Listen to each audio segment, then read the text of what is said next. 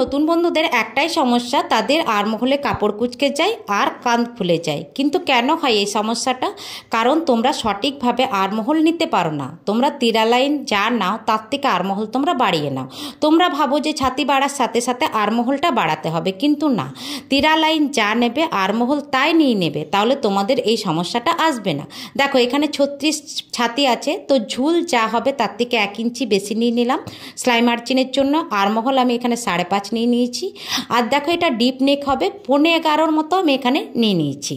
তো দেখো নিচের দিক থেকে 4.5 মতো রইলো। এবার দেখো তিরা লাইনও আমি কিন্তু এখানে 5.5 নেব। আর গলা এখানে নিচ্ছি আমি, ডিপ নেক হবে তাই আমি 2 নিয়ে নিচ্ছি। আর দেখো আড়মোহলও 5.5 আমি নিয়ে নিয়েছি। তো দেখো এটা হচ্ছে ছাতি তো 4 ভাগের 1 ভাগ এখানে নিতেই হবে। 36কে 4 ভাগ করে নিতে হবে, কারণ এটা তো সূত্র হিসাবে 4 ভাগের 1 ভাগ এখানে নিয়ে নিলে। এবার এই যে আড়মোহলটা কিন্তু দেখো কোনো রকম বাড়াবে না। তোমরা যদি আড়মোহল বা পুট যদি না ভাঙতে পারো, তাহলে দেখো ডিপ নেকের ক্ষেত্রে 5 কি 5.5 তিরা লাইন নেবে, আর সেটাই নিয়ে নেবে আড়মোহল। তাহলেই দেখো তোমাদের কোনো প্রবলেম হবে না। বগলের নিচে এরকম 2 সুত নামিয়ে দেবে।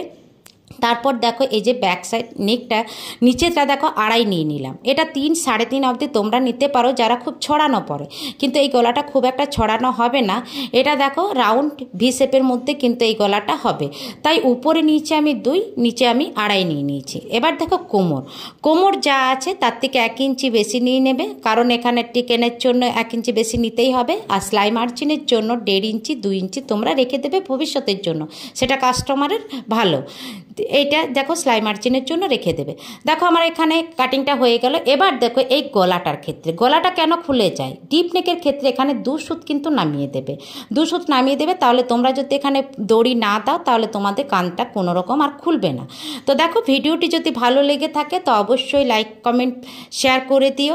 আর পেজে যদি কেউ নতুন হয়ে থাকো তো ফলো দিয়ে পাশে থেকো। এইরকম নিত্য নতুন তোমরা কিন্তু ভিডিও পেতে থাকবে।